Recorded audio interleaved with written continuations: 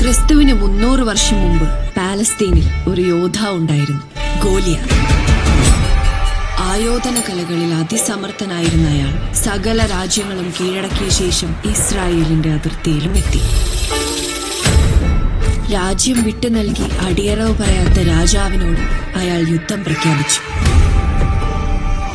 I can smell fear in my opponent. I can see the fear in their eyes. നമ്മളിടിച്ച് shape മാറ്റുന്നൊക്കെ വെറുതെ പറയാറുള്ളൂ, അവനത് ചെയ്യണോനാ. ഭീഷണി പറഞ്ഞവസാനിപ്പിച്ച് തിരിഞ്ഞ ഗോലിയാത്തിന്റെ നെറുകയിൽ ദാവീദിന്റെ കവണയിൽ നിന്നും ഒരു കല്ല് വന്ന് പതിച്ചു.